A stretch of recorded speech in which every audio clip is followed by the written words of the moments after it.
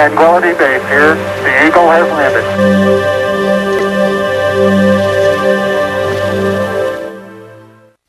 Hello friends, I'm Texe Mars. You know, since the beginning of time, men have sought to exalt themselves really beyond the stars. They have sought even to build such things as the great Tower of Babel in Babylon, bring themselves toward God to make themselves into God.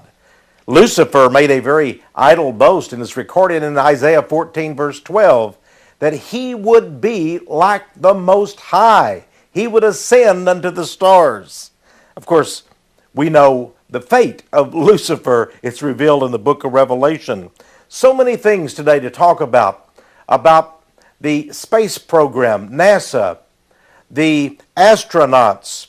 You know, there's been so much heroism, so many incredible discoveries since the days of the space program beginning with the end of World War II, really, and escalating in the 60s and 70s, and even today, with various Chandra X-ray telescopes, the Hubble, I just call it the spy telescope in space, the very many space shuttles and so forth.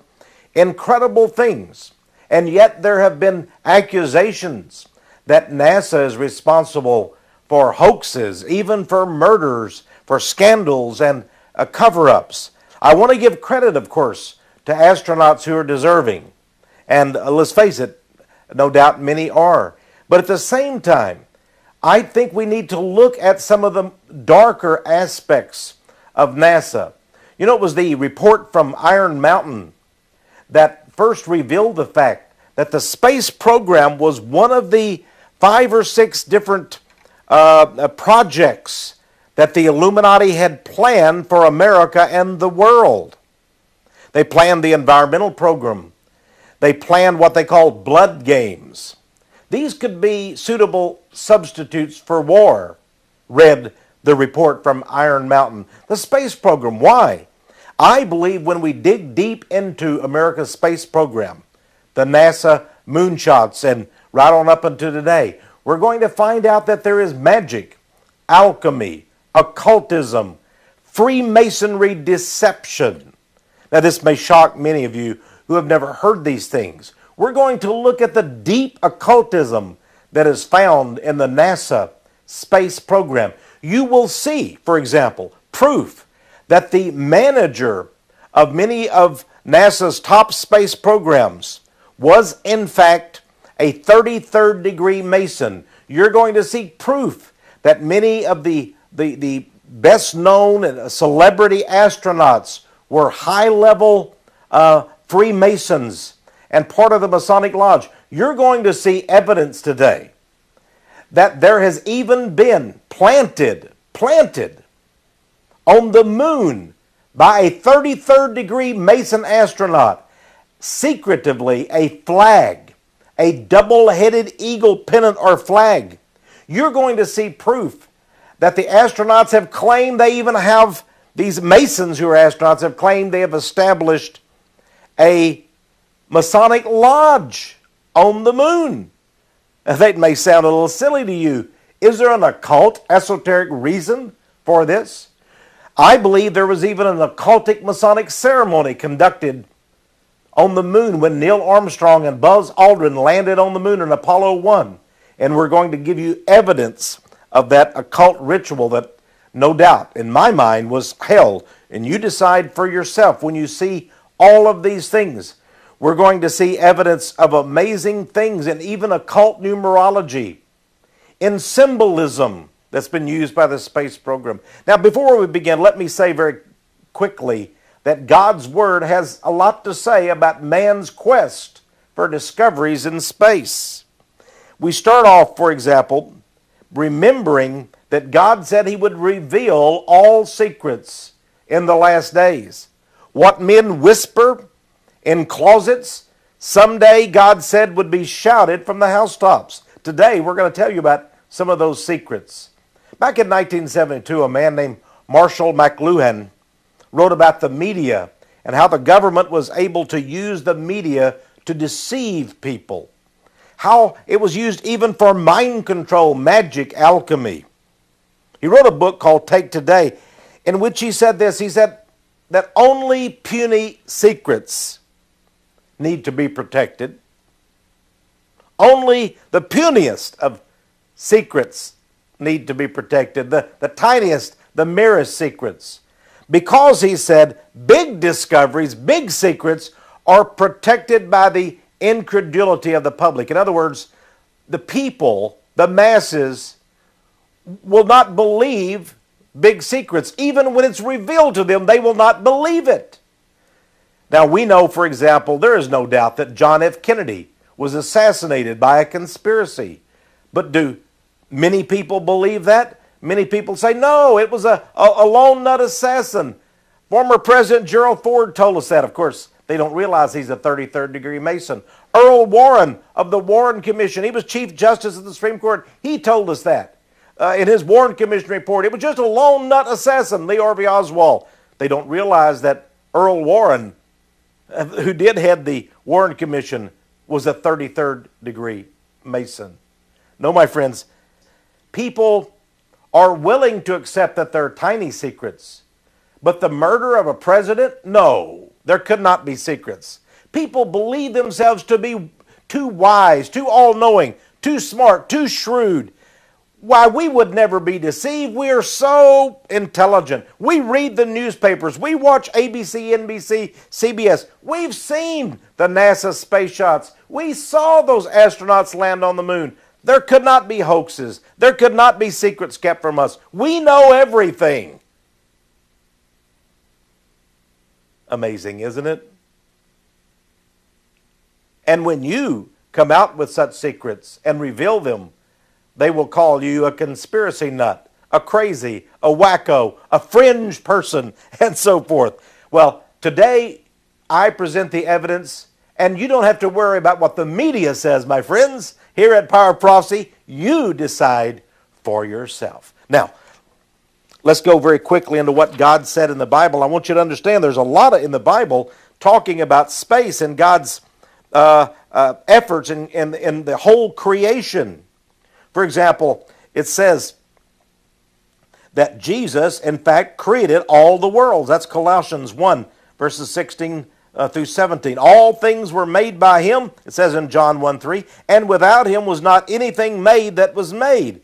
He knows about outer space. He knows about the billions, trillions, zillions, gazillions, whatever of galaxies that exist. He created them. It says, for by him were all things created, that are in heaven and they're in earth, invisible and visible, whether they be thrones or dominions or principalities or powers, all things were created by him. And he is before all things, and by him all things consist.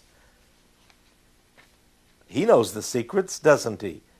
And maybe he's going to allow us to reveal them. You know, God, the intelligence of God is so fantastic. We think that rocket and space scientists are sharp or intelligent. They're like Werner von Braun's and Einstein's. But listen to what it says in Psalm 47:4 of God. It says, he telleth the number of the stars. He calleth them all by their names. Well, NASA and our astronomers love to give names to various constellations in the sky. There's the Eagle Nebula. There's the Orion constellation. And even the little spots on the moon, as you will see, where the Apollo 1 landed first, they call it Tranquility Base. They give the names, but God already has a name for every star. Imagine how many stars there are. Imagine how many names there must be. And you know, my friends, the sad thing about NASA is they've never given glory to God. When Neil Armstrong supposedly put his foot down on the moon, he said this was, one small step for mankind. For man, one giant leap for mankind. He never thanked God. There's no mention of God. And yet, we read in Psalm 19, verse 1, the heavens declare the glory of God, and the firmament sheweth his handiwork. The heavens declare the glory of God. But God was not given the glory. That was one small step for man and a giant leap for mankind, said Neil Armstrong. And I understand that because Mr. Armstrong, I believe, is a Mason, although that is not public knowledge. And certainly Buzz Aldrin, who was with him, was also a Mason, and that will be proven in just a moment. We have to remember, too, God said in His Word, Mark 13, verse 31, heaven and earth shall pass away, but my words shall not pass away. And then there is this prophecy we read. The powers of the heavens shall be shaken in the last days, said the Lord, and the stars of heaven shall fall, and the earth shall reel to and fro like a drunkard, the sea and the waves roaring, and men's hearts failing them for fear, and for looking after those things which are coming on the earth. So, momentous events. And maybe what we're going to see about man's premier space program today are just a foretaste of tragedy and sad things that are to come. Now, I want to first talk to you, if I can. Now, we're getting into some of the intellectual things, but we're going to get into some of the meat. You stay with us today, okay? We've got a lot for you. I want to talk to you a little bit about magic and alchemy, so we can see that the space program itself has been used as a means to alchemically transform the mind of human beings and bring people away from God into some strange notion that we can do all things. Through men, we can conquer the heavens. The Illuminati can even conquer space. And Freemasonry is the vehicle. Dr. Alan Boudreau, in the foreword to his book, The Meaning of Masonry, wrote, in this new Aquarian age, now you remember that because the first space craft was named Aquarius. We'll talk about that in a minute. All of the names of the various spacecraft, even the space shuttles, all have occult significance, new age meanings. In this new Aquarian age, wrote Dr. Boudreau, Freemasonry may well be the vehicle enabling us to enter that inner chamber where we can join the true initiates and share experiences now veiled from all but a handful of brethren. Veiled from all but a handful of brethren. The inner chamber. Freemasonry. The new Aquarian age. Michael Hoffman, written some tremendous things, in Dark Side of a Bad Moon, an article he wrote in Pareidolia magazine, he wrote, there is and has been since this nation's inception a secret society that practices what the ancients termed sorcery, but which is nothing more than a kind of mind control as yet unknown to the public. A mind control, a form of mind control, a kind of mind control as yet unknown to the public, being practiced on us today. Robert Anton Wilson, a PhD, in his book Cosmic Trigger, says theater is, and that's what many of what we're going to see here, ritual theater in the skies, even in space, on our TV screens through the space program. Theater is and has always been magic. Magic. Are we seeing magic in the space program? Antero Ali, in his book All Rights Reversed, he's an occultist and a devotee of secret societies. He said, perhaps the most mysterious and fascinating areas of ritual work, occult rituals, involve those triggering mechanisms producing altered states of consciousness. Has NASA and our space program, through the moonshots, through its various programs and projects, been able to produce altered states of consciousness in human beings? I recall Daniel chapter 8 verses 24 through 25 talking about the Antichrist, the great beast to come in the last days. It says, and his power shall be mighty, and through his policy also he shall cause craft, that's witchcraft, to prosper in his hand. Is that what we're looking at, Masonic witchcraft in the NASA space program? John Woo, a professor at Auburn University, says the truth is to know that everything is an illusion. Have we all been visited by illusion with the NASA space program? David Hume, many years ago, centuries ago, in his classic a textbook, The Natural History of Religion, wrote, "We are placed in this world as in a great theater where the sources and causes of every event are entirely concealed from us." And then Dr. Albert Mackey, and I'll end with this, in his book, The Encyclopedia of Freemasonry, a major source, define the word hoodwink. Hoodwink, as used in Freemasonry. He says hoodwink is the secrecy, silence, and darkness in which the mysteries of our Masonic art should be preserved from the unhallowed gaze of the profane. You're the profane. You're the ignorant masses. And they shall keep you in secrecy, silence, and darkness while they practice their mysterious Masonic art. That's what Dr. Albert Mackey had to say. Now, I want to read to you a quote. It's on the screen now. This is Henry Clausen. Today, the Sovereign Grand Commander of Freemasonry is a man named Kleinknecht. But the previous Supreme Commander, especially all the way back in the 70s and 80s, was a man named Henry Clausen. He wrote a book called Emergence of the Mystical. Emergence of the Mystical. 33rd degree. Remember now, Sovereign Grand Commander of International Freemasonry. He said, "Today we are at the threshold of a new era. All signs point to this fact. We look toward a transformation into a new age, using, however, the insight and wisdom of the ancient mystics. This new world view," wrote Mr. Clausen, "is emerging because there has been a recent correlation between modern physics and the mysticism of Eastern religions." My friends, a mystic is one who practices mysticism, magic, occultism, witchcraft. And he says sciences such as physics are now coming together. Rocket sciences, space sciences are coming together with witchcraft. And I believe they are. I want to mention to you, this is a book by Clausen that should be noted. It's called Clausen's Commentaries on Morals and Dogma. That's Albert Pike's book. Please note in gold embossing on the front cover of this book, you'll see the great double-headed eagle of Freemasonry, the flag that was planted on the moon by Buzz Aldrin, 33rd degree, and a Mason on Apollo 1. Remember, he was one of the first two men to land on the moon, he and Neil Armstrong. He planted a flag that had this double-headed eagle symbol on it.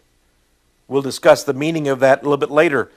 But I want you to know that it's revealed in this book that Henry Clausen was an attorney at the highest levels of the U.S. government in the Franklin D. Roosevelt administration. And when the Pearl Harbor incident occurred, so many hundreds of our sailors and military men slaughtered by the Japanese, December 7th, 1941. Many people said there must be a cover-up. Something happened here. How could this possibly happen? How could we be caught unawares? And that was true because Roosevelt knew in advance that it was coming. The Japanese were coming, but he covered it up. But how did he get by with this great scandal for so many years? Only recently has this been released to the public, and then only on page 48 of local newspapers. Very few people know that Roosevelt, what a monster he was. He knew in advance, and he let our men die there at Pearl Harbor. He wanted World War II. He wanted it. It was an Illuminati project. Now listen to me very carefully. In this book, it's revealed that Clausen, a 33rd degree Mason, like his brother, Franklin D. Roosevelt, also a high-level Mason, was appointed to head up the commission to look into what really happened at Pearl Harbor. And of course, they got two scapegoats, one Admiral Kimmel, and blamed it on them. They covered up the whole thing. You know, right after Waco occurred and the burning to death of the innocent people at Waco, the Branch Davidians, They had a congressional committee that met. It was headed by Senator Orland Specter, a 33rd degree Mason. Henry Clausen, Sovereign Grand Commander of Freemasonry, 33rd degree, was head of the commission on the Pearl Harbor tragedy. It was a cover-up. Now, let's talk very quickly about some things that we really must look into. We're going to look at the meaning of symbols. Did you know that in the occult world, a symbol stands for something else? A symbol has a meaning. Many people used to wonder why in the Bible it says that the children of Israel, when they left Egypt, they divorced themselves from God by worshiping the golden calf in the desert. Who would be so stupid as to worship a calf made out of gold? A little critter with horns, and hey, no one would worship a calf, would they? Well, we know that Hindus worship cows and calves, but that's different. Certainly the children of Israel weren't that stupid. Let me tell you something, my friends.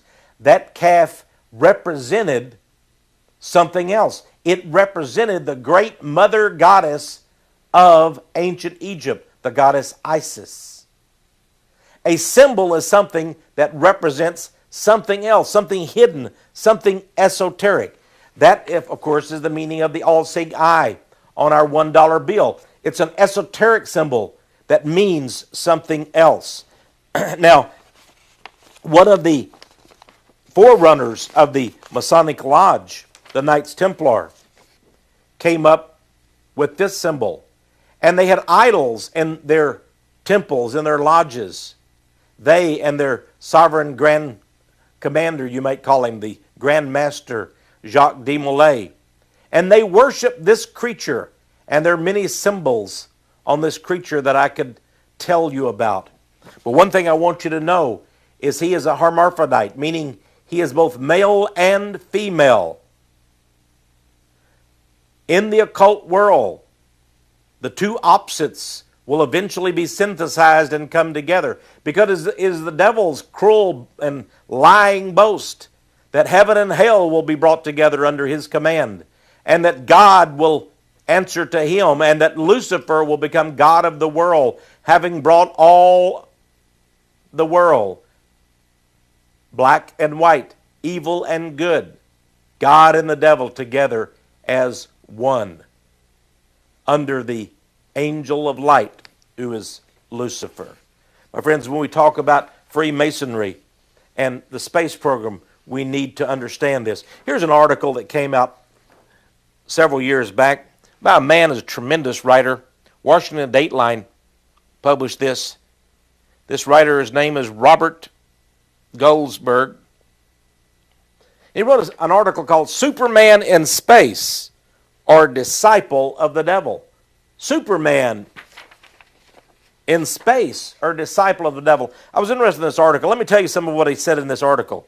He talked about John Glenn, Senator John Glenn, the elderly senator from Ohio, and how even at the age of 77 years old, this liberal Democrat was able to get NASA to let him go on one more space ride into the space shuttle. Interesting about this thing is not only that he was an elderly gentleman, and people say 77 years old and he's coming back. See, he was an astronaut before he became a U.S. senator. In fact, that's how he became famous, as an astronaut. But what was he doing up there? Well, Mr. Goldsboro points out that John Glenn just happened to be a 33rd degree Mason. And he talked about how even the words that were used by NASA spokesman James Oberg had Masonic overtones to them, talking about the flight of their 33rd degree Mason, John Glenn. He said the space trip was mostly symbolic. That's what James Oberg now, the public relations man for the NASA Space Agency, that the space trip of Senator Glenn was mostly symbolic. And this would be the completion of a cycle and the dawning of a new age for NASA's space program. The dawning of a new age, symbolic, the completion of a cycle. And Mr. Goldsboro says that to the uninitiated, these phrases are no doubt meaningless.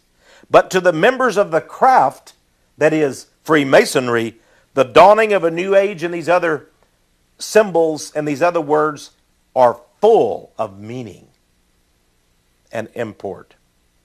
And he goes on and talks about that. He says, in their book report, The Enterprise Mission, researchers Richard Hoagland and Michael Baer reveal, quote, it is well established that many astronauts, including Alan Shepard and Edwin Buzz Aldrin, were also Masons. What is not commonly known is that most of the NASA hierarchy, especially at the time of the Mercury mission, were also members of the secretive Masonic information organization. And he goes on to talk about various of the Masons who had control of the space program. Now, I want you to know that when you talk about Freemasonry, you have to understand they have a god they call the Grand or Great Architect. Okay? The Grand or the Great Architect of the universe. This is not Jesus Christ. In fact, somebody sent me this little booklet. It's called The Masonic Manual and Code of the Grand Lodge of Free and Accepted Masons of Georgia, printed back in 1940. Now, please understand that every state has its own headquarters lodge. So this particular publication comes only from the state of Georgia, but you will see many just like this. Now, in this publication, I thought it was very interesting that they have a little matter here where they tell people how to conduct ceremonies, the opening and closing of their ceremonies. And it says very clearly that their prayer, which is addressed to the most holy and glorious Lord God, the great architect of the universe. But there's a little footnote. And let me read to you what the footnote says. It says, this untranslatable word, meaning the word, the name of God, this untranslatable word, the same in all languages, is a name of the great God of Egypt. The Masonic God is the great God of Egypt. And what is the name of the great God of Egypt? It is Osiris. Osiris, the great father God of Egypt. Is that the one to whom all Masons pray? Well, here is an article out of the Canadian Press, back to Winnipeg Free Press of November 1994, talked about in Montreal there was the cult called the Solar Temple, and police found a total of 53 people dead in Quebec, Canada, and in Switzerland who had been members of this order of the Solar Temple. But it says that these people all committed suicide, all committed a joint suicide together, the members of the order of the Solar Temple. And it states that they worshipped a god whom they called Osiris. Osiris. And interestingly enough, they believed, it says here at the very top you can see, that the cult slayings and suicides were linked to plans for space travel. Very, very interesting. You know, there is an undercurrent of darkness in the NASA space program. Here's from Time.com, TimeMagazine.com, a long article about Andrea Yates, who killed her 5 children by drowning them in her bathtub. Her husband was a NASA engineer. Now, you will want from me proof that most or many of the astronauts in leading positions have been Masons. I will be glad to give you that. Now, we have a book here called Freemasonry in American History. Freemasonry in American History. It's written by Alan Roberts. It's published by the largest Masonic press in America, McCoy Publishing. Here's a picture, by the way, of Mr. Alan Roberts. In all of the Masonic world, he is known as one of the greatest historians who has ever lived. And I think you'll be interested to find out some of the things that he says here in Freemasonry in American History. Now, beginning on page 376, and I think this is interesting. This is chapter 33, by the way. Chapter 33. Remember, 33 is the highest degree in Freemasonry. There is the article, or the chapter entitled, Eyes in the Sky. Eyes in the Sky. And he talks about the space program of the United States and also the Soviet Union. He says that Lyndon B. Johnson, for example, President of the United States, was responsible for much of the space program. The Johnson Space Center in Houston is named after him. That Lyndon Johnson was a master mason. A master mason. He says that it was a historic day for the United States. This is on page 378. On February 20, 1962, when John Glenn Jr. became the first American to orbit the Earth. He was a Mason. In fact, he talks about that Glenn had petitioned Concord Lodge 688 in Ohio for the degrees in Freemasonry. It was in 1978 when he became a Mason, and he went on to become a 33rd degree, etc., etc., etc. Now, we go on a little bit further here, and by the way, it talks about Edgar Hoover, head of the FBI, at the time of most of the key events in the space program, also was a 33rd degree. Talks about Earl Warren, Chief Justice of the Supreme Court, at the time of the Kennedy assassination, a 33rd degree Mason.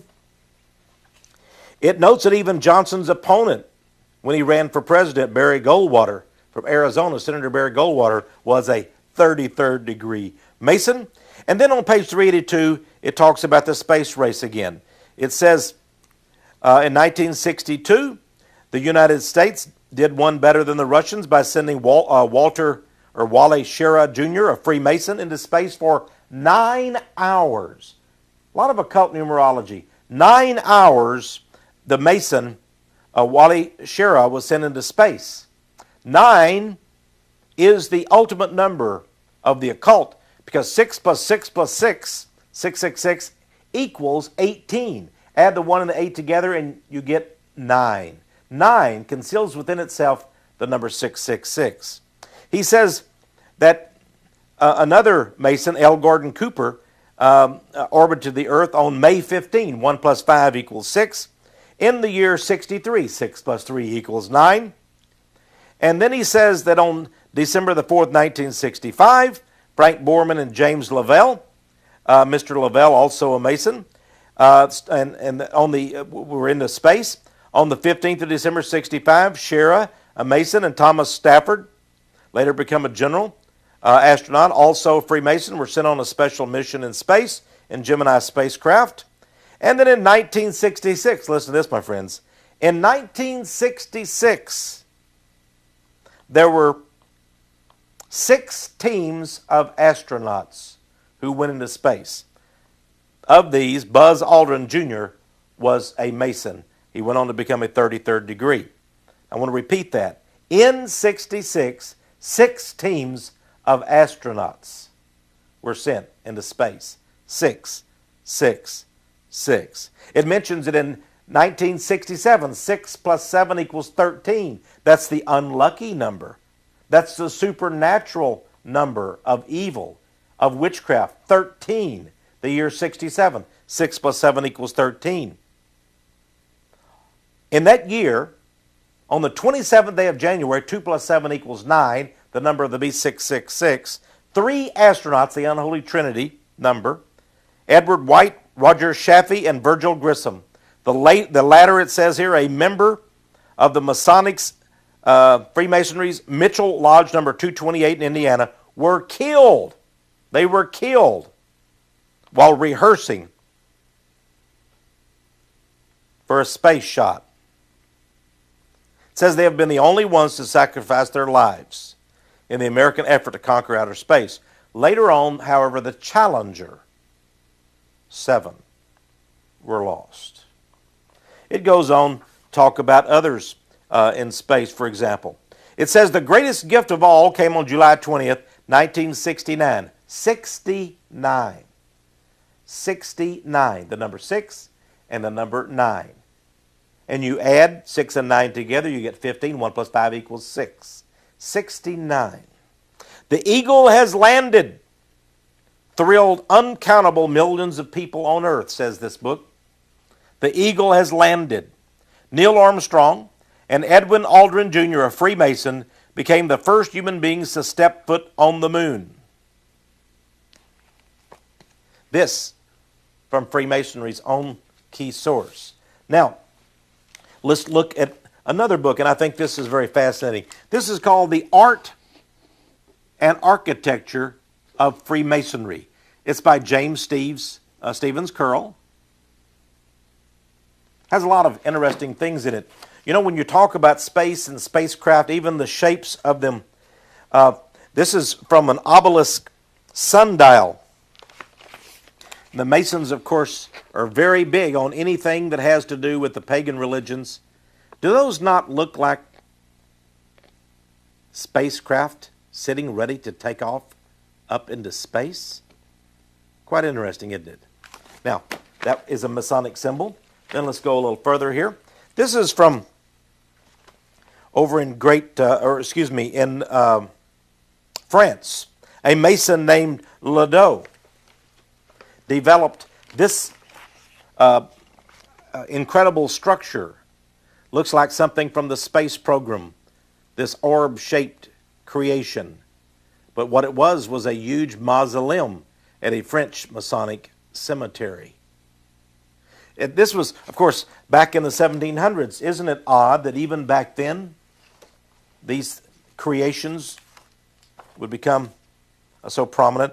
Here is another one from France. This is called a monument from Victory Square that was exhibited in Liberty Hall. A lot of the French Revolution, of course, was Masonic. But here we have something that seems like it's ready, it's a spacecraft ready to lift off.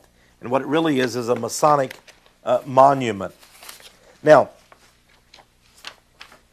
the most interesting of all, of course, and it's odd that this would be in a book called The Art and Architecture of Freemasonry, but here is a picture of an ancient painting of the Tower of Babel in Babylon. Fascinating that this Mason says that this tower was built by the earliest of Freemasons. They call themselves the builders. The Tower of Babel, built by Masons, this author says. Now, interestingly enough, it says in Jeremiah 51, chapter 51, verse 53, something very fascinating. We read, "Though Babylon shall mount up to heaven, and though she should fortify the height of her strength, yet from me shall spoilers come unto her, saith the Lord." Fascinating. Though Babylon should mount up to heaven. Is the astronaut program another attempt to mount up to heaven by the builders, the Freemasons of the 20th and 21st centuries? You know, several years ago, a good friend of this ministry, Dean Grace, sent me a copyrighted work that he had done. He is an expert on Masonic handshakes. And one of the things he does as a hobby, I suppose, is to review both ancient and new movies coming out. And he's been able to find incredible numbers of Masonic handshakes in those movies. One of the movies that he told me about was a movie called Moonshot, put out in 1994 by the Turner Broadcasting System. And he stated that this was about the ill-fated Apollo 13, you know, the one that had to come back to Earth and abort the mission. And they made a famous movie with Tom Hanks, the Academy Award-winning actor, about the Apollo 13 aircraft. This is the actual documentary, the archives from NASA themselves that were in this movie Moonshot, put out by the Turner Broadcasting System. And you're going to see the scene now. We're back here on Earth finding out the good news, supposedly, of the spacecraft having landed safely on Earth. They're at the Mission Control Center in Houston, Texas. There's going to be a flurry of 6 joyous Master Mason handshakes being exchanged by the mission controllers. And Dean Grace records them. Let's look at these 6 consecutive handshakes right now. Here's the first, number 2, number 3, number 4, number 5, and number 6. 6 handshakes of Masons in the movie Moon Shot. And these are the bigwigs, by the way, of Mission Control. Now here's a page out of the book entitled Freemasonry Exposed, back in 1826 by Captain William Morgan. I'd like you to see, of course, he exposes many of their handshakes. And notice this handshake. Is that not the same handshake that you saw as number 6 there among the exchanges by the Masons at Mission Control? Notice the thumb going over in the most unique way. And then we have a Masonic book I'd like to show you where you have, again, the Masonic handshake shown. And you have, by the way, the infinity sign of 8 below and above, meaning a combination of above and below, God and Satan being united as one. That's the meaning also of the double eagle symbol. And there you have the Masonic handshake being given as well. Now, it's interesting when we look at Freemasonry, we have to understand the deep occultism that is involved. And then when we look at the space program, we again see this deep occultism. Dr. Wernher von Braun was the head of scientific research for NASA for many, many years. He recently passed away. He was brought over as a Nazi scientist after World War II under a very secret operation called Operation Paperclip. Very secret. He and other scientists were brought over. You see, Dr. Wernher von Braun worked at the Peenemünde rocket base for Adolf Hitler in Nazi Germany during World War II. He helped to develop the V-1 and V-2 rockets that crashed into cities of Great Britain. They would fly these rockets. They would take off from Peenemünde in Germany and head over to Great Britain. And they caused tremendous damage there. And now, at the same time, we wanted to have our own missile or rocket program in the United States. And we brought Dr. Wernher von Braun over. But he made a statement in 1959 that I think was significant while he was head of our space research program here in the United States. Dr. Wernher von Braun gave every indication that NASA had somehow opened the gateway of evil and that evil spirits had come through. Let's see the quote by Dr. Braun. He said, quote, "We find ourselves faced by powers which are far greater than we had hitherto assumed, and whose base of operations is at present unknown to us." Powers. Base of operations unknown. What kind of powers were these that NASA was facing? Maybe part of the answer came about on Christmas Day 1968 as Apollo 8 circumnavigated the moon. Here is a story written in the Paranoia magazine of all places talking about the extraordinary event. It says that, by the way, astronaut James Lovell, who's a Mason, was there. You will recall that the Sea of Tranquility was where the Apollo craft were landing, a place on the moon that didn't have any significant rock formations or something, so they call it the Sea of Tranquility or Tranquility Base. But when the Apollo landed there, it was characterized by an odd serenade of assorted whistles and mechanical sounds that came out upon the landing there, leading Mission Control back here in the United States to ask the astronauts if they had any company up there. Very interesting. What company might they have met on the moon? Some people say that there might have been either extraterrestrial or demonic entities that they came in contact with. In a magazine a newsletter called The Prophetic Times, the author talked about at the turn of this century into the new millennium, there would be the opening of the chamber, the king's chamber in the Great Pyramid. And he said in Egypt, and he said this is going to draw much attention by the media and the whole world at the dawning of the year 2000. But he said something, I want to quote him. He said the opening is being guided, that's the opening to the chamber of the Great Pyramid, is being guided by the Egyptian man who is the same man who planned the landing of Apollo 11 on the moon.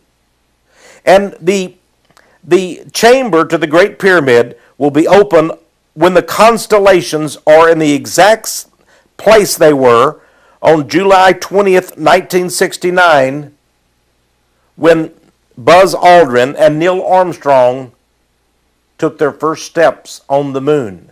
What is the connection with the Egyptian pyramid and this moonshot? The gentleman who puts out the Prophetic Times went on to say, rumor has it that this has something to do with the worship of the Egyptian god Osiris. Now, let me read to you, because I have for you here the actual description by NASA. You'll see their little logo here, and on this paper, there's the NASA, and here's where they talked about the Apollo crew, okay? Let me tell you what they say. This picture, this is the description of this picture. It says, here are the members of the prime crew of the Apollo 13 lunar landing mission. Astronauts James Lovell, commander, Thomas Mattingly, command module pilot, and Fred Heist Jr., lunar module pilot. They're seated in front of a scene of the Lagoon Nebula with the mission insignia and two items of early navigation in the foreground. Represented in the Apollo 13 emblem at the center is Apollo, the sun god of Greek mythology, symbolizing that the Apollo flights have extended the light of knowledge to all mankind. There is also the Latin phrase ex luna scientia. Let's just look at that here on the symbol again. If you look very close, you'll see this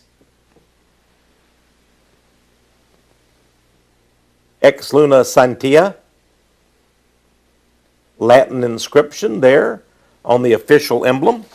It says the Latin phrase ex luna scientia means from the moon knowledge. And then it says to the side of the emblem is the Hindu astrolabe in Sanskrit. So this is the Hindu astrolabe. It says the Hindu astrolabe was used by the ancients to predict the position of celestial bodies. And then on the other side of the emblem is the octant, which was used in 1790 to determine the altitude of celestial bodies from aboard ships by mariners. This instrument right here, that looks very much, when you look at it closely, it appears to be something like the square and compass on the Masonic symbol that you find so frequently on Masonic lodge buildings and temples and structures. But by the way, the Apollo name itself, for the Apollo spacecraft missions, I want to refer you to chapter 9 of the book of Revelation, verse 11. Remember I told you about the number 9, which conceals 666 in it? Listen to this. It talks about the perhaps millions, legions of devils that are released in the last days to come forth and torment mankind. It says, and they had a king over him, which is the angel of the bottomless pit, whose name in the Hebrew tongue is Abaddon, but in the Greek tongue hath his name Apollyon. My friends, Apollyon is the angel of the bottomless pit, the dark angel. This is a synonym for the devil himself. And yet we named our NASA missions after the devil. By the way, Apollo is the name of the Greek sun god, and On is the name of another name for Osiris. Yes, the Egyptian sun god who was worshipped in Egypt. And remember, we talked about the connection with the king's chamber of the Great Pyramid at the turn of the millennium and the connection with the moonshots. Now, Here's an item for you that's very interesting. Talks about on January 15th, 1996, the Space Shuttle Endeavour just happened to be orbiting the Earth. Now remember, that's January the 15th. 1 plus 5 equals 6.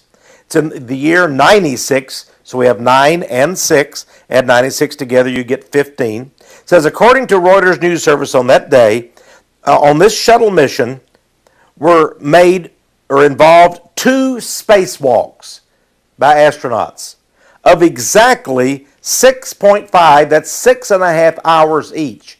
You add the 6.5 together, these 2 spacewalks, what do you get? 13, the supernatural number 13. My friends, I want to make you aware that all of the NASA program is permeated with occult numbers and symbols. Here's another one, for example. This is from the Arms Control Today magazine. Talks about from way back in 1992. It's a Star Wars program under increasing attack. That particular headline is of little significance. But what it says before is interesting. It says that there was a failed Friday the 13th test of the Exo-Atmospheric Reentry Vehicle Interceptor System of the space program, okay, and the Strategic Defense Initiative. Now, the Exo-Atmospheric Reentry Vehicle Interceptor System, which is called ERIS, E-R-I-S, it failed on Friday the 13th, the test shot. ERIS failed.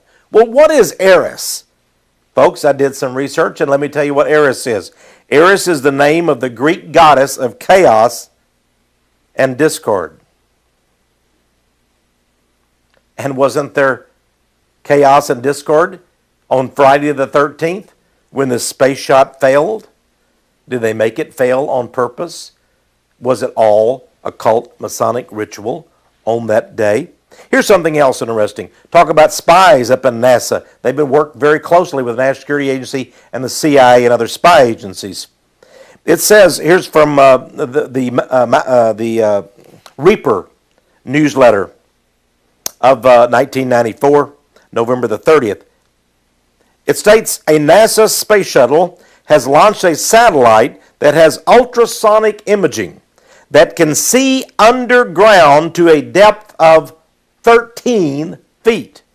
Now there is no place to hide, except perhaps in a deep cave or a mine.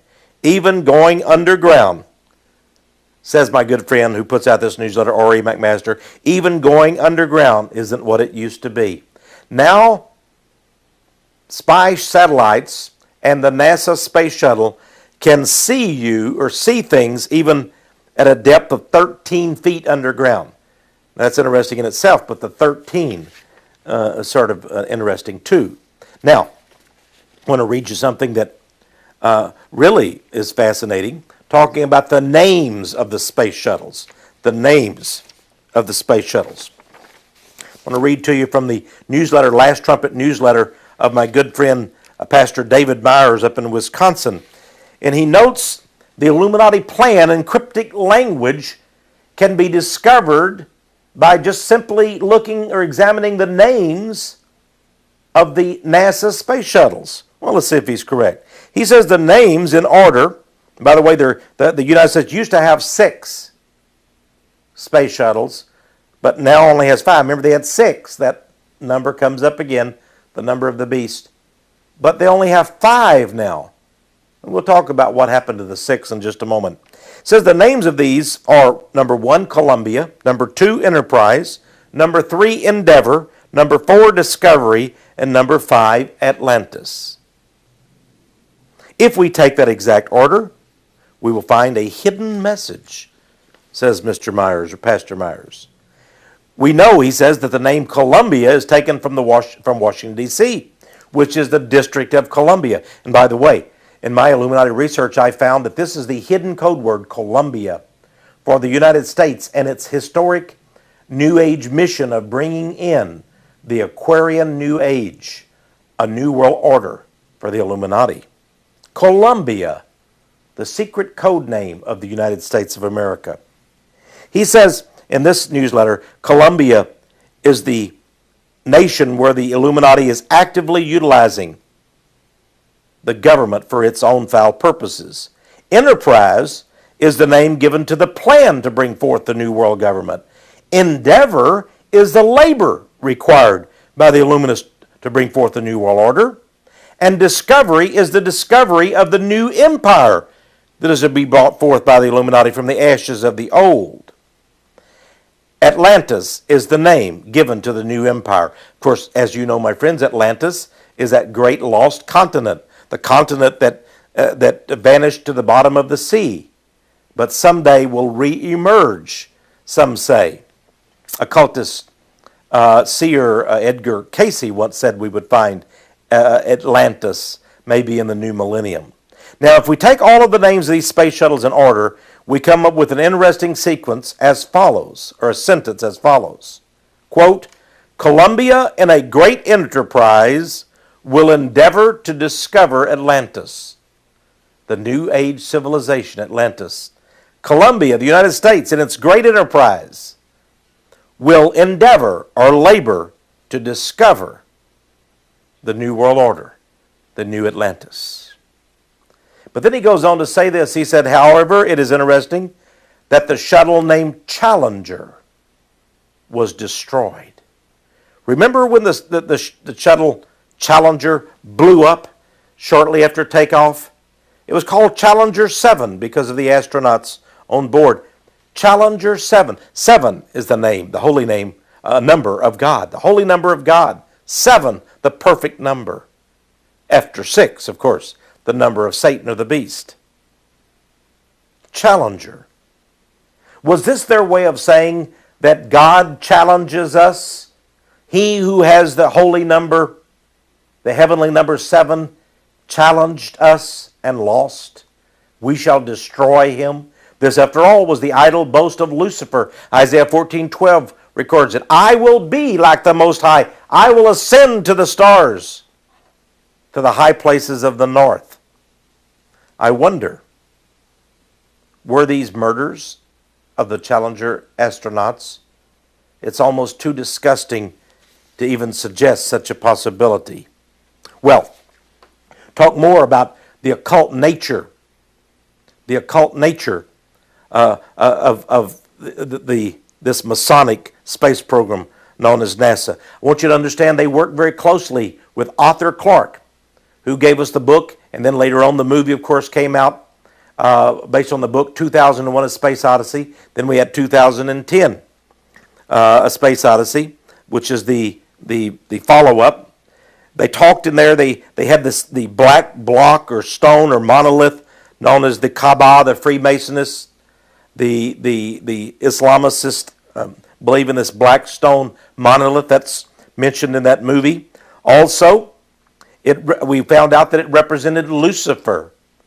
So everything about the Space Odyssey 2001 or 2010, this Kubrick movie, this Arthur Clarke, the author, wrote about, talked about the star that someday in the future will come forth and become a second sun. A second sun. We will have two suns. The second sun is called Lucifer in the Arthur Clarke movie. And yet NASA works very close with this man and helping him with his productions. Another one who works very close with NASA is Mr. Lucas, who put forth the Star Wars epic productions. Star Wars, some of the best-selling movies of all time. They had a little character named Yoda. He was like a deformed dwarf, but they made him into an ancient wise man. Did you know that in Hebrew, the word Yod means the finger of God? And so Yoda would be he who is the very finger of God. I think that's blasphemy, but NASA worked with this. Then something came to my mind. I began to get news reports some years ago from Brazil. First Puerto Rico, then Brazil, about something strange going on. And it seemed to be connected with the NASA space program. The accusation was that NASA somehow was working with alien entities, and they had developed, working with these demon powers, the scientific ability to actually clone creatures in the lab. But they were cloning some type of beast monsters. Now, this seemed to me some kind of a science fiction, but people actually were taking photo shots of these. And farmers and ranchers and doctors and lawyers began to see these. They call them the chupacabra, the goat suckers. And these creatures that they seem to be able to see actually kill some people, especially in the nation of Brazil. I'll show you a newspaper or a magazine article that discussed the chupacabras. This is from Paranoia magazine. And notice here in the sidebar what it says. Down in Brazil, some of the local newspapers reported the people began to believe that NASA had lost control of at least 3 genetic experiments. And also in Chile, this became well known.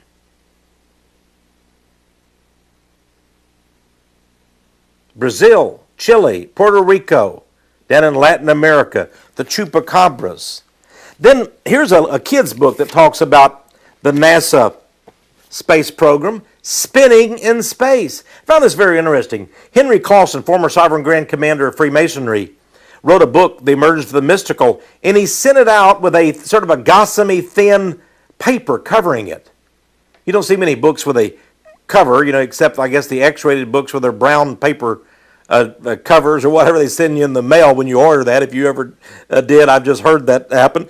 But this book came to me with a gossamer thin, like an onion skin cover, but it had spider webs all over it from Mr.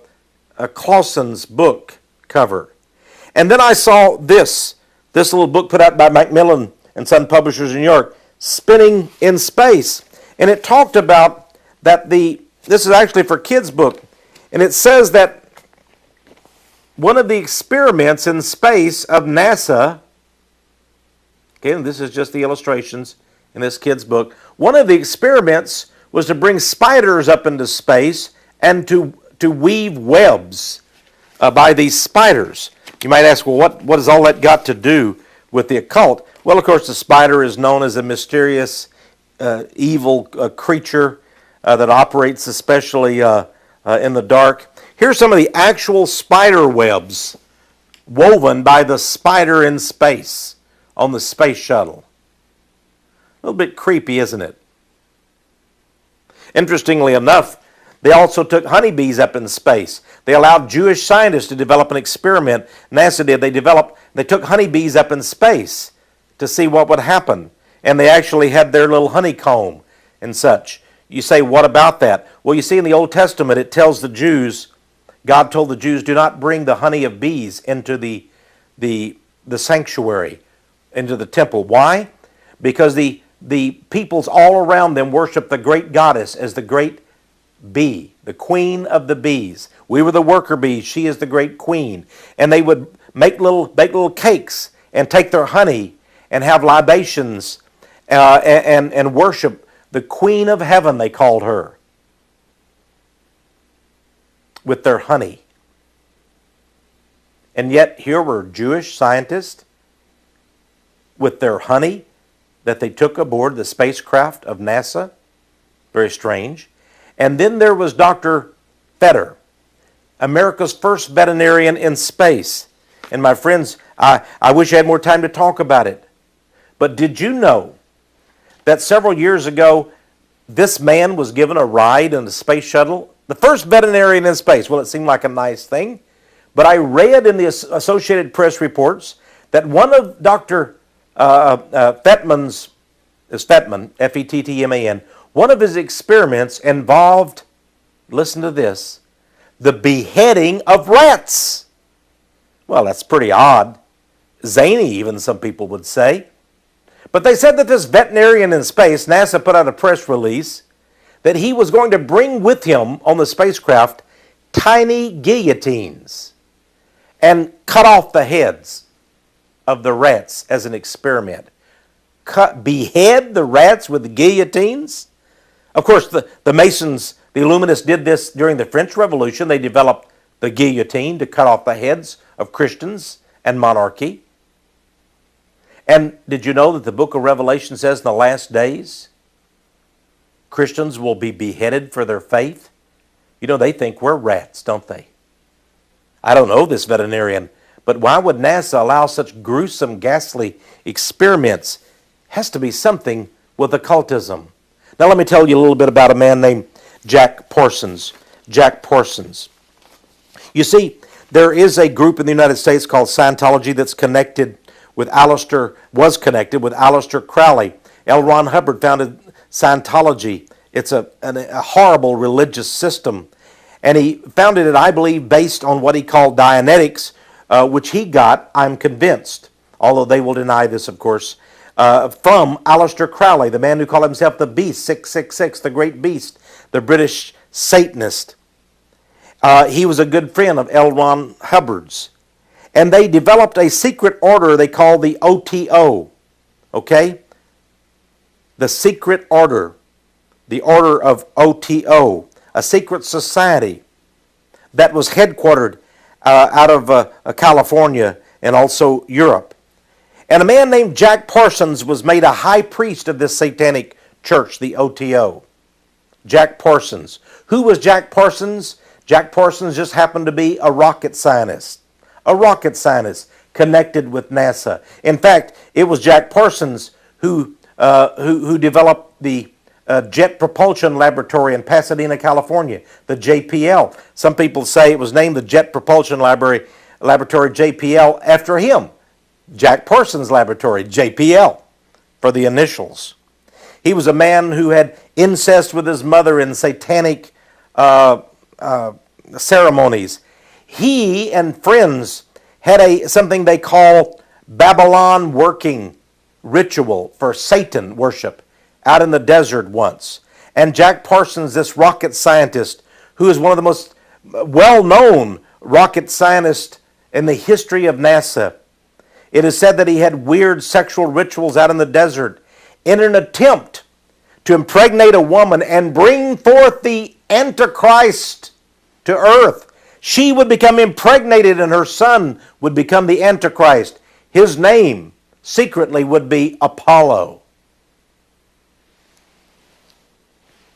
I want to tell you a little bit about this. The Freemason organizations, the clandestine lodges of Freemasonry were involved in this. They call this the Magica Sexualis. Now I want you to understand that Jack Parsons, his father was very, very wealthy. He owned Alice Chalmers Manufacturing. They made tractors and many other things. Remember the OTO. Now I want to tell you the official name of that is the Ordo Templi Orientis. Did you know that NASA has named one of the sites up in space? They have named it after Jack Parsons, to honor Jack Parsons. He was very heavy into the Hollywood crowd, and they began to make movies. I believe Capricorn 1, about the moon landing being a hoax, came out of the Parsons network. And even today, many people in Hollywood know of Parsons and his sexual cult. By the way, I believe he was murdered by the CIA in an explosion, a rocket experiment, and exploded and killed him. They went to tell his mother, and the very same day they found her murdered. Now, when we're talking about people and the satanic connection with NASA, I must tell you also about a man named Carroll Quigley who taught at Georgetown University. I was reading from a journal about recent deaths. It talked about Carroll Quigley. He died at the age of 66 of a heart attack, and one wonders whether that was true. Remember Carroll Quigley? Bill Clinton said he was his mentor. Carroll Quigley wrote a book, Tragedy and Hope, which exposed the whole secret society satanic network for decades, and yet Carroll Quigley said he agreed with it. He approved their goals. He was one of them, and he was given access to their secret records. Remember, Georgetown University, a Catholic Jesuit university. And he taught there for 35 years, it states in this obituary. But I was reading the obituary and I found out something very interesting. It says here that Carroll Quigley, the mentor for President Bill Clinton, and I believe an occultist, who actually allowed us to get a glimpse with his book Tragedy and Hope of this secret society. It says that he was a staff member of the House Committee, the House of Representatives, that organized the National Aeronautics and Space Agency, or NASA. He was a founding member, then a staff member, of the House Committee that founded NASA. Very interesting. Not too long ago, a friend of mine, Dr. James Hawley, in Beaumont, Texas, this is a letter he sent to me. He's head of, he's not only a medical doctor, he's head of mission and ministry to men. And he wrote to me about Baylor University and its Masonic connections. And he said the head of Baylor is Dr. Herbert H. Reynolds, and he is a high-level Mason. And he talked in his letter to me about the incident where Dr. Reynolds, now this high-level Mason, had accused anyone who opposes Freemasonry as being demagogues. And once he even attacked a lowly student and called the student aberrant because the student wanted to know where Dr. Reynolds stood on Freemasonry. Of course, this will tell you where he stands on Freemasonry. This is the Masonic Order's own publication, the Scottish Rite. And here is a picture. This building in the back is a picture of one of the structures there at Baylor University in Waco, Texas, where, by the way, the FBI, the CIA, and the others plotted and killed the Branch Davidians nearby. Notice two pictures. Bottom, it says, by the way, it says special issue, Freemasonry and Religion. Baylor is a Southern Baptist university. But it says here is Herbert Reynolds, 33rd degree, the current president of Baylor University. This was as of 1993. On the left-hand side, it says Abner V. McCall, 33rd degree, President Emeritus. In other words, he once was the president and still is honored as the President Emeritus of Baylor University. They're being honored by the Scottish Rite organization. Then I got a Masonic profile. Yes, the Masons, they put out biographies, bios of the men that they most want to tell you are great men of Freemasonry. Here's the Masonic profile or biography on Herbert Reynolds, president of Baylor University, the man who blasts his own students if they oppose the evil order of Freemasonry. And I was reading, it talks about him being a former Air Force officer, and it says that he has a doctorate of philosophy degree in experimental psychology. I think that's quite interesting. It says he is a 33rd degree Scottish Rite Mason and a licensed psychologist. He's also a deacon at the First Baptist Church of Waco. But listen to this. When he graduated from Baylor in '61, he was assigned to the Biomedical Research Laboratory in Alamogordo, New Mexico, where he was responsible as Director of Research for carrying out a variety of research activities associated with the United States Space Program, specifically the Project Mercury, Gemini, and Apollo NASA endeavors. Later, he was named establishing commander of the Human Resources Research Laboratories in San Antonio. It goes on to say here that we believe he will do the utmost to help guide Baylor to its destiny. Interesting, isn't it? We talk more and more about these things. Here's something talks about Buzz Aldrin, the 33rd degree Mason, who planted the Masonic flag on the moon and declared this is the territory belonging to the Supreme Mother Council of Freemasonry. Here's just an article in a magazine, Solutions Television magazine of all places. I wanted you to know about it. It says that he was on television and he talked for a group calling itself the Points of Light Foundation. Remember 1,000 Points of Light of George Bush? Member of the head of the, or one of the founding fathers of the Skull and Bones, not really founding, but I mean modern day founders. The Skull and Bones actually goes back to the 1830s, founded by a German order of the Illuminati. But here we have Buzz Aldrin at the Points of Light Foundation Awards ceremony. I'd like you to take a close-up look here at the symbol of the Points of Light Foundation. I believe this is occultism, and I discussed and exposed it In my book, Dark Majesty, The Magic of 1,000 Points of Light. It is magic. Notice the symbol. Does it look like a torch? Maybe. Or is it a man and a woman in a hidden sexual position, facing each other, face to face, nose to nose, forehead to forehead? Is that what it is? The points of light? Well, sort of interesting, is it not? Well, here's some interesting information from my good book, Dennis Cudahy. He wrote the book Dawning of the New Age World Order. He talks about the Points of Light Foundation and George Bush and many other things in this.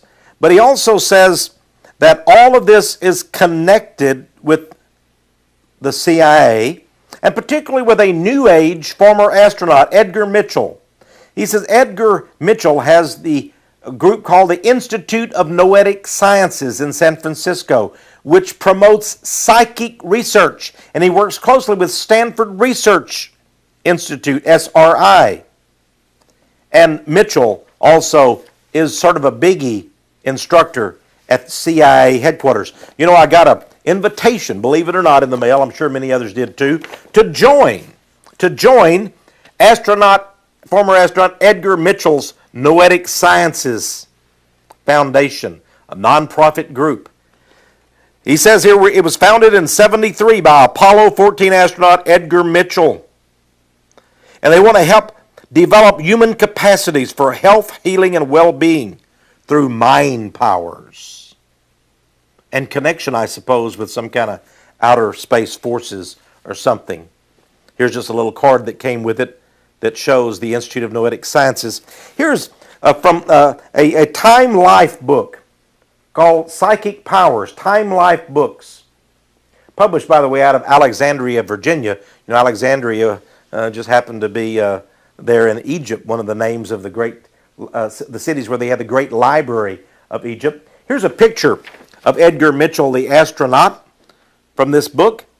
And it states that Edgar Mitchell, the astronaut, conducted scientific psychic experiments on the moon. He tried to send ESP symbols telepathically to psychics on Earth. Here's some of the cards. Notice that symbol. That's the symbol of Aquarius, the age of Aquarius, the age of the water bearer. Those are like waves of the ocean or something. The unholy trinity. See, those waves are also serpentine, like serpents. And he attempted to send these symbols on these cards telepathically to psychics back on Earth. Did you know they're spending your taxpayer dollars for these psychic experiments? Then we have the man who headed the WindStar Foundation, WindStar, you know, like the wind, you know, Lucifer or Satan being the power of the air, prince of the power of the air, the Bible says. Here's a man, his name is John Denver, he's a singer. You know, I used to like the man's songs. Here's a news clip. He wanted to be an astronaut. He passed away some years in an aircraft accident, at least they say it was an accident. But here he is taking the physical given by the NASA Space Agency to see if he might be eligible for a space shot. Somehow he said he was psychically connected with the astronaut program. And he wanted to fly. But listen, he didn't want to fly on an American flight. He wanted to fly on a Soviet, a Russian space mission to foster world peace. That's the old New Age philosophy, as you know. In my book, New Age Culture and Religions, I talk about the WindStar Foundation of John Denver. Talk about how it's been funded by Amway and other groups, by the way. Now, here's something. This is from the Northern Light Masonic Orders magazine. And they talk about stamps. How many stamps in the world are, you know, give honor and glory to Masons and to Masonic projects. Here, for example, is a picture of a stamp that was put out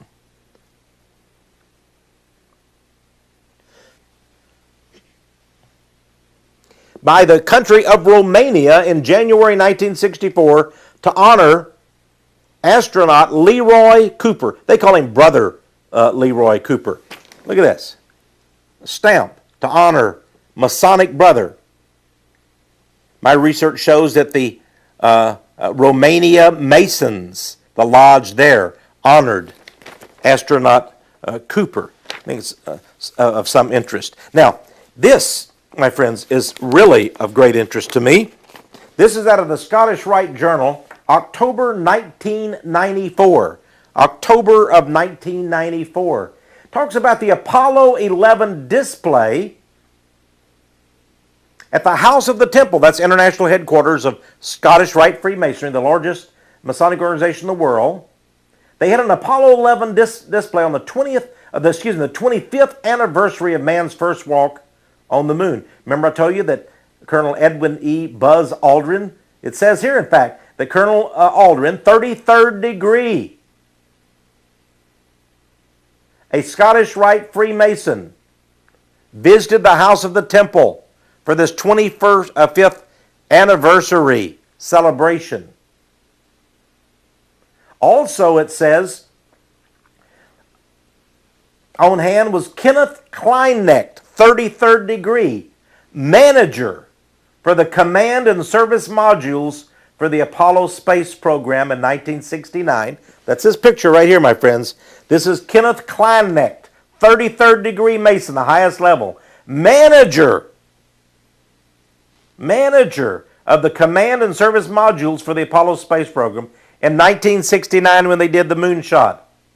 And there he is with all of the regalia and all of the things there on this display at the House of the Temple, which resides, by the way, in Washington, D.C., exactly 13 blocks from the White House. Remember the number, the magical number 13. Here they are in 1994, the 25th anniversary of the Apollo 11 moon landing. Kenneth S. Kleinecht there with Buzz Aldrin, astronaut who set foot on the moon, supposedly 33rd degree. Now, it goes on to say that Kenneth Kleinecht, the man you see here, the manager for the Apollo space programs at NASA, is the brother of Sovereign Grand Commander C. Fred Kleinecht, the international head of Freemasonry. This is his brother who was head of the Apollo moonshot, the modules. That's the actual craft, the spacecraft. No wonder that spacecraft was named Aquarius. And no wonder the landing craft, when it landed, was called the Eagle. And the voice came over all the world on our TV screens. The Eagle has landed. The Eagle of Freemasonry landed on Tranquility Base, the Sea of Tranquility on the moon. And it goes on to talk about that a number of other people involved, 33rd degree Masons now, were there. This is right out of the Scottish Rite Journal. By the way, to confirm this, I wrote a letter and I got an email back from the Supreme Mother Council. Wrote me back, Dear Living Truth Ministries. That's what we used to be called here at Power Prophecy.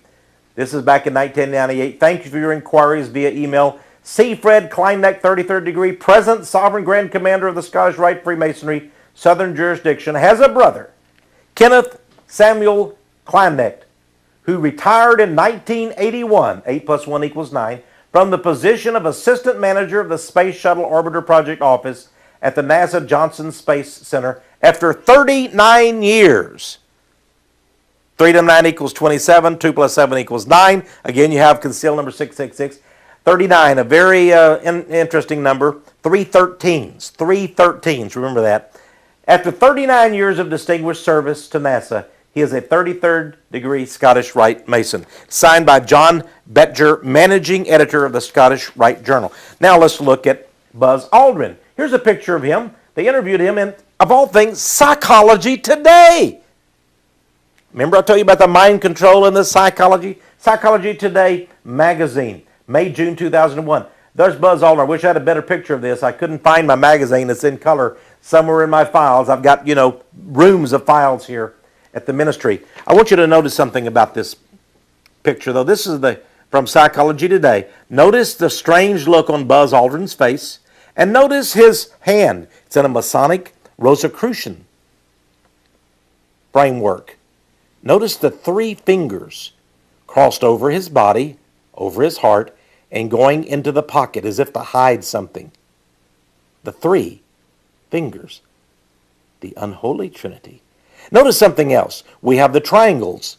All of the triangles of the unholy Trinity. Even the Psychology Today, notice they ran on a little plot here. Down to earth, Buzz Aldrin. Look at all the triangles.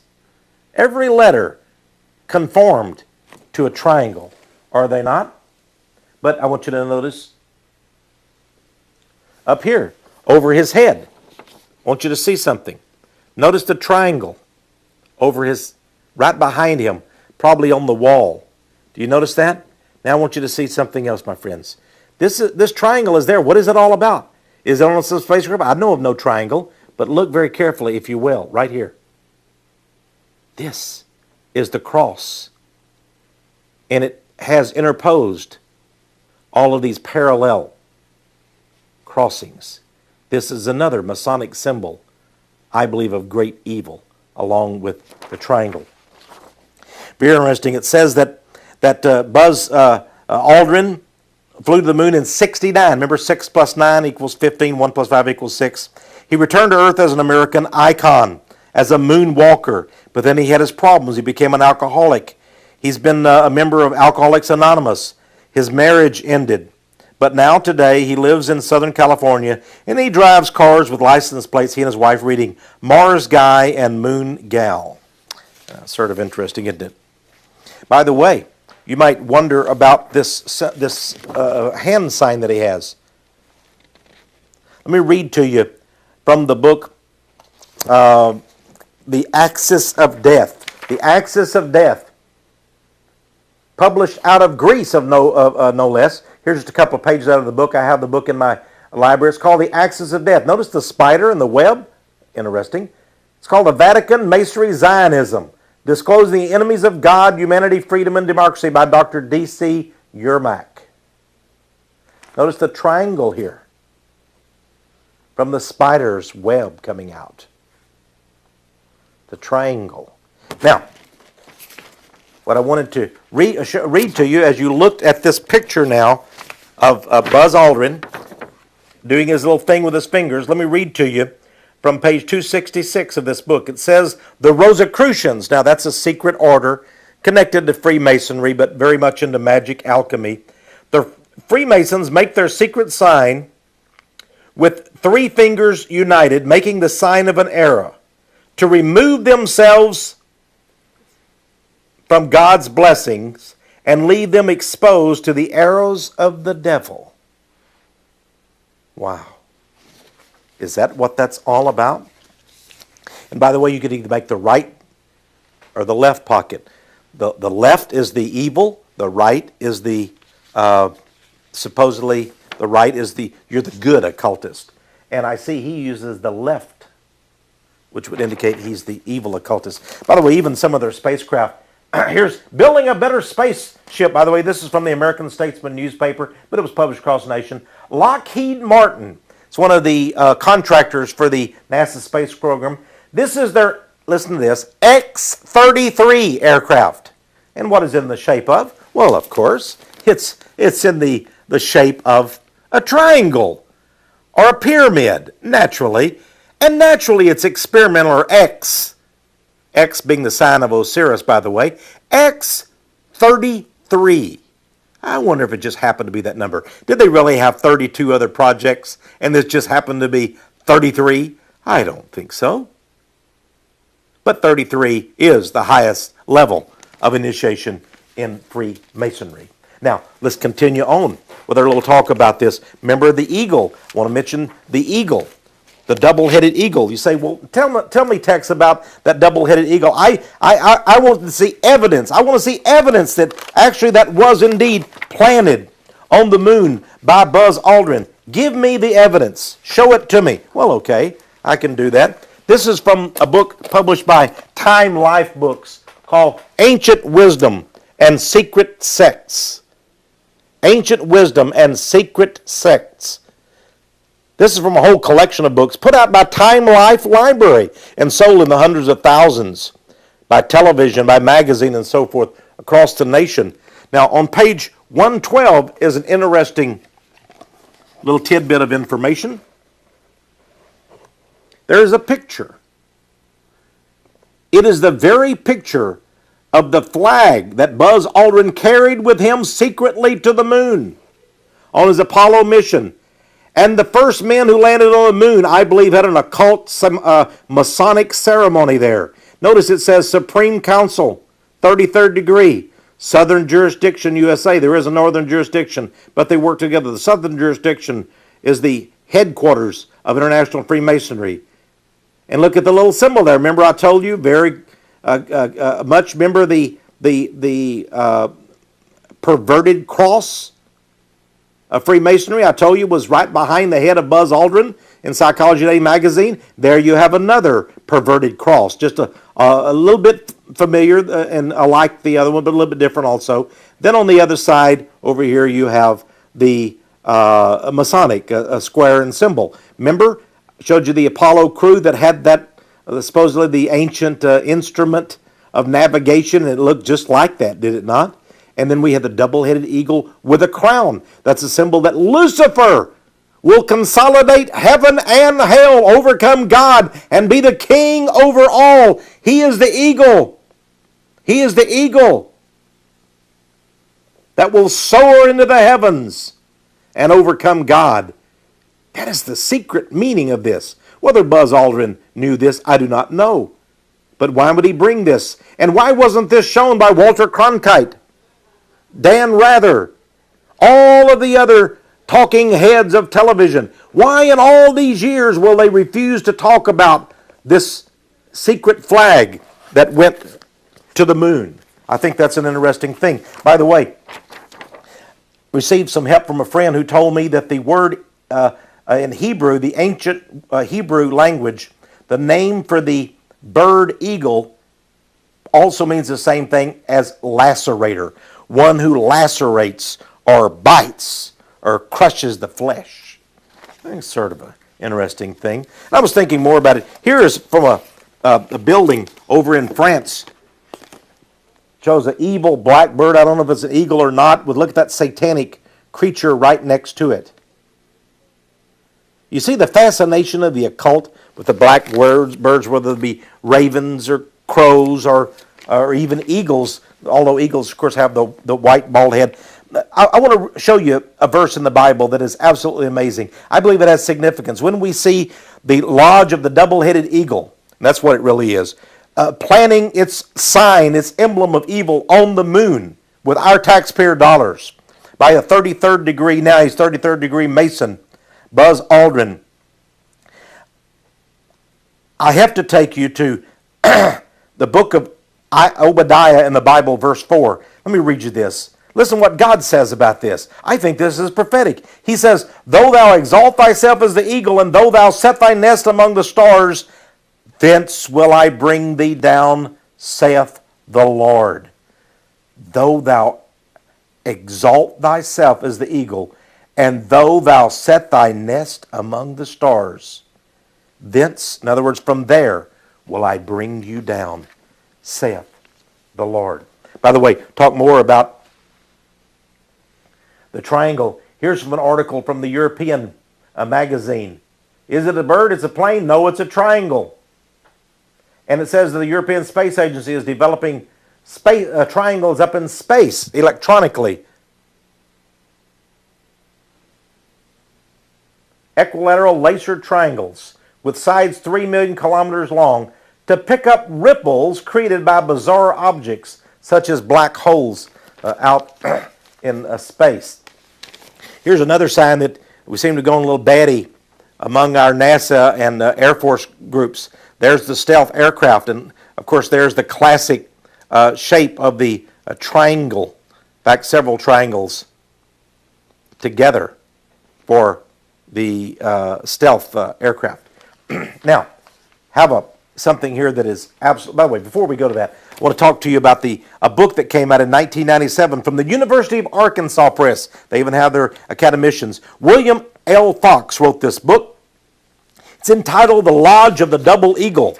A friend of the ministry sent me some excerpts out of this book. Here it says Luther Smith is being presented of this lodge of the double-headed eagle. they have a lodge named that, Masonic Lodge, is being presented the Scottish Rite flag carried to the moon on April 11th by Edwin Buzz Aldrin, who visited the Grand Commander of the state of Arkansas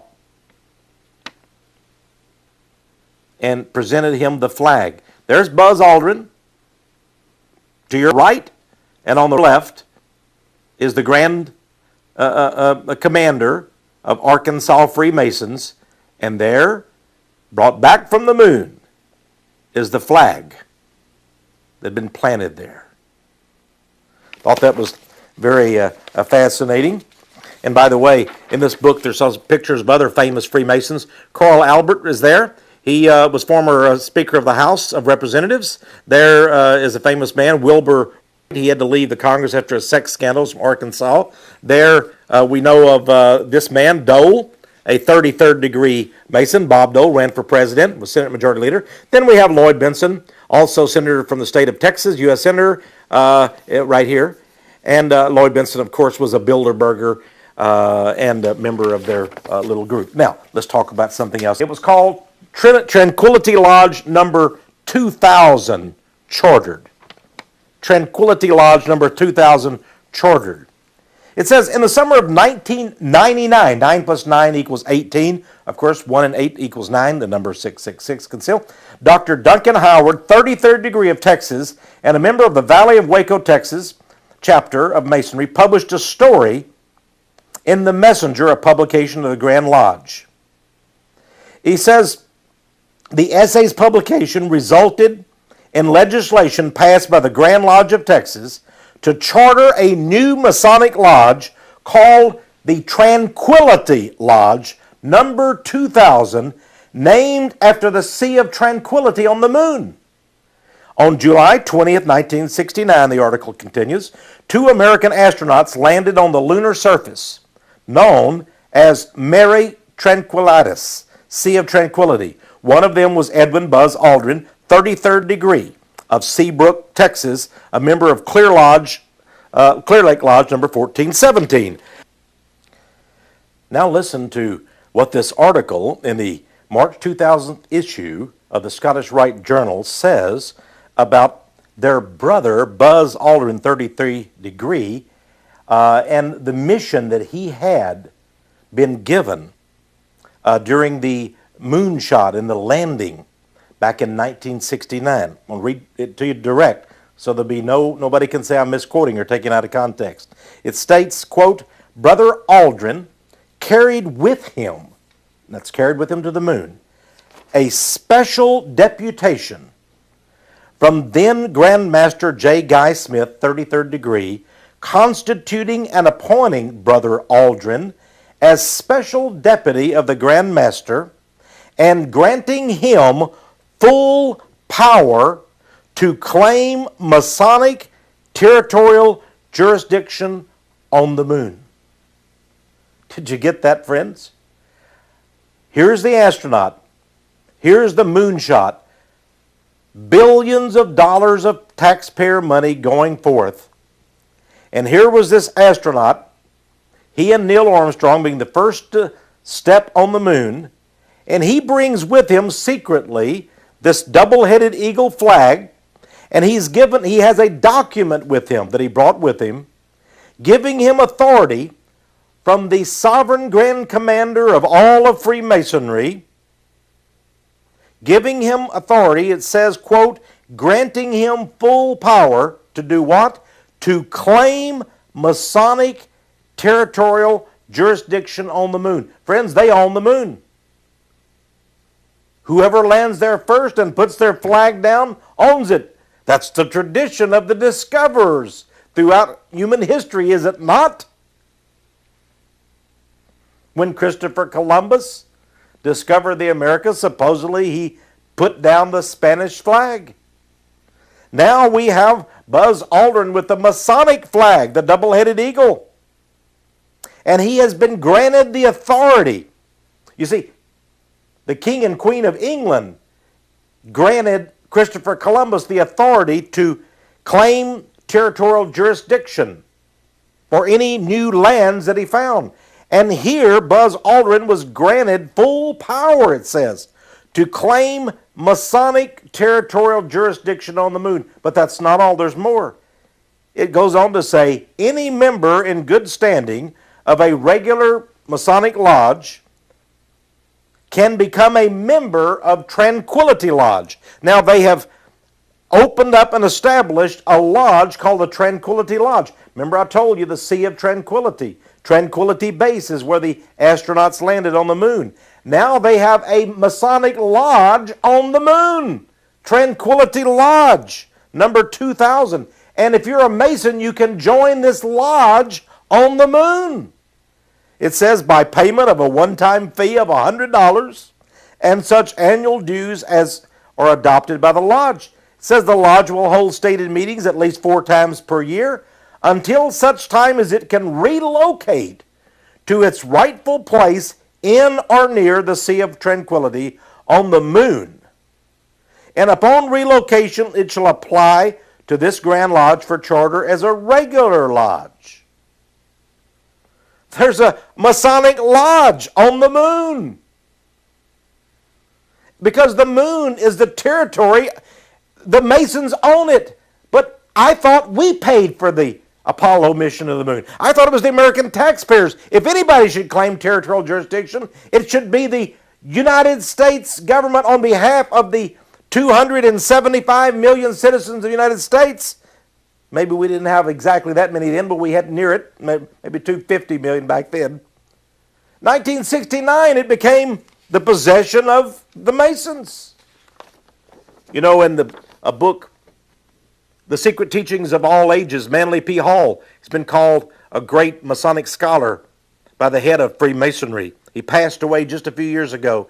He had this very revealing picture of the double-headed Masonic eagle being crowned, and there you have the triangle in the 33rd degree, and the rays of the sun god above him. Below the words the letters INRI, a lot of people say, oh, that has to do with the cross of Jesus. I've seen those letters, my friends. Let me tell you what that means. It's a Latin inscription, INRI, which means to be created out of the fire of chaos. Alchemy. Alchemy.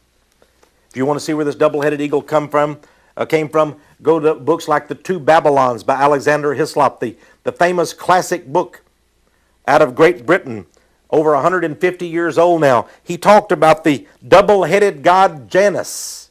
The double-headed god Janus. See the double heads of Janus? The double-headed god Janus. Then, from my good friend Dr. Kathy Burns' expose of the Order of the Eastern Star, the Women's Masonic Order. Here is a Masonic and alchemical occult drawing. Notice the two heads come together, the two bodies come together. The androgynous being, male and female, the king and queen, come together as one. The two heads come together as one. This is what the alchemists sought for, their transformation into Godhead, when God would be destroyed and Satan or Lucifer would be exalted. Here is yet another Masonic symbol. Notice their ancient man, who is actually Lucifer, and he is crowned. And they have the serpent of eternity in an egg-like fertility fashion around him, biting his own tail to create a circle. And there you have the hex of Solomon, or the six-pointed star. Even the Jews have wrongly used that today. And what we have there is the black and the white mixing together. As above, so below. Notice Lucifer. His image above is as an old man. But look down below, and you can see it again. As above, so below. In other words, the two heads will come together. Now we turn it up, and we look at the other image. And what do you see?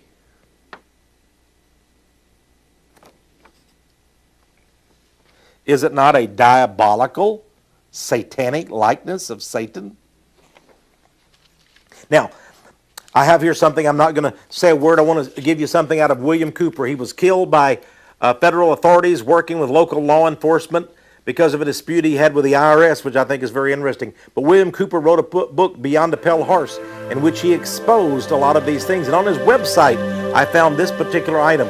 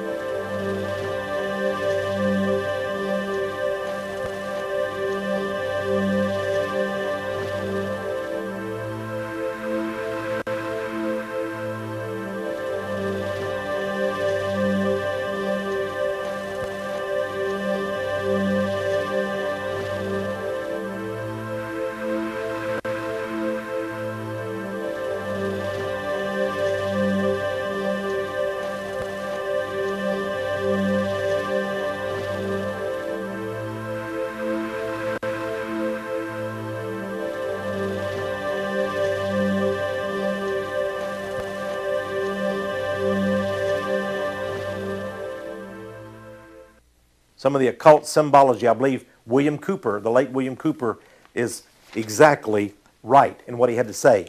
And now, let me give you some more information. You remember we told you about the emblem of Apollo 13?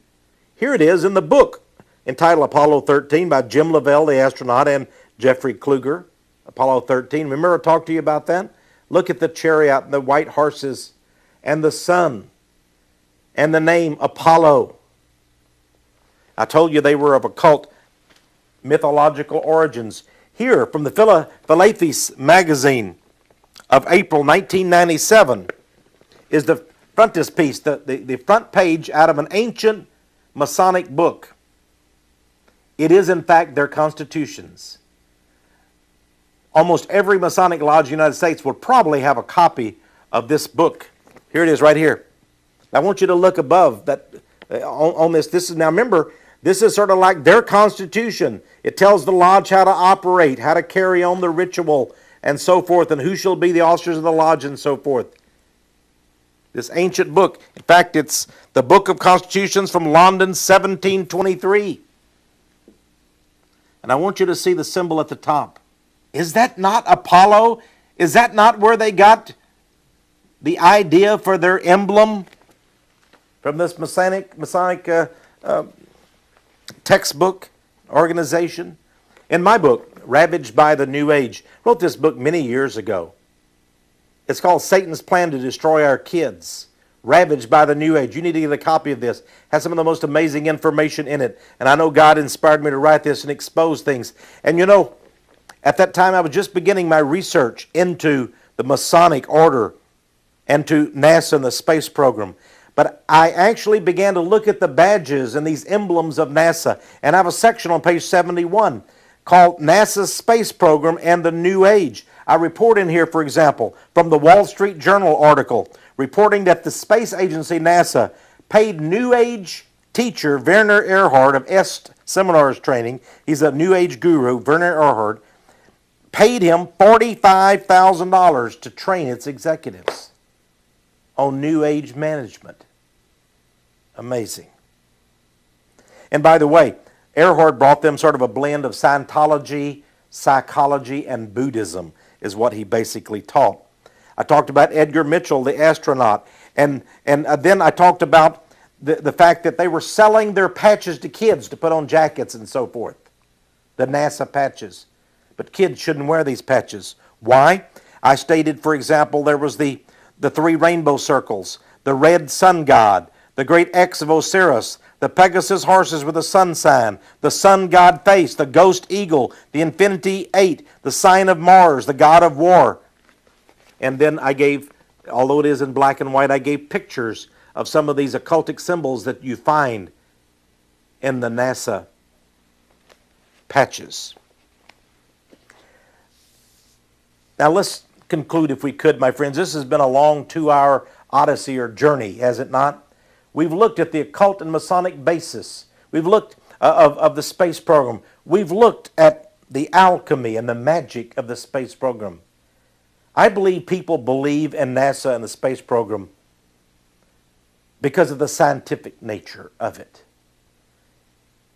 People don't want to believe in the Bible, although I'm convinced it is a book of science, a book of science, of math or numbers, a book of history, of geometry, a textbook of textbooks. But not too long ago, I was reading a newspaper and I came across an incredible quote by a man who, I'll be very honest with you, was an atheist. His name was George Bernard Shaw. And he at least admitted to a little bit of the damage he had done. And here on the screen, I'm going to give you this quote, and I want to close with this because I think it's profound to come from an atheist, a hater of God, who mocked God. And I once read an essay in which he mocked Christians and said, how stupid can they be? Basically, I'm just summing what he said. He was a believer in science and evolution. Those who believe in NASA and the space program and would not at all give any credit at all to what I said, because they would say it just can't be. These scientists cannot be. These high-level executives at NASA, this federal program, they cannot, this world-renowned program, they cannot possibly be involved in the occult, in Freemasonry, but they are. But listen to what George Bernard Shaw, the atheist, said about science. He said, the science to which I pinned my faith is bankrupt. Its tales were more foolish than all the miracles of the priests. What is spread was not an enlightenment, but a malignant disease. Its counsels, which should have established the millennium, have led directly to the suicide of Europe. I believed his, that is science's, superstitions.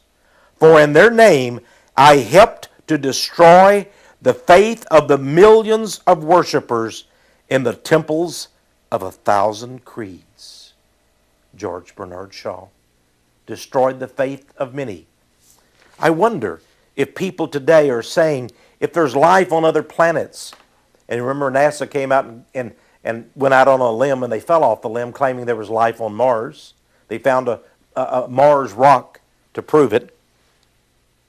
I wonder if some people put more stock in our space program than they do God. You know, the cosmonauts of Russia were asked, some of them were asked, did they see God when they went in outer space? And they laughed. They said there was no God there.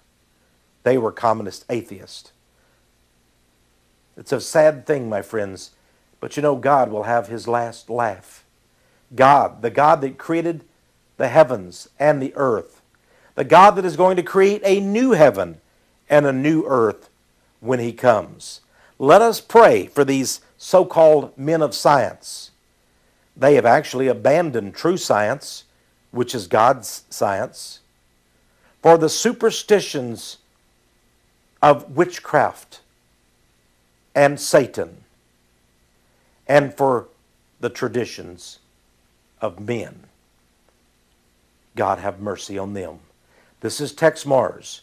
You've been watching The Eagle Has Landed.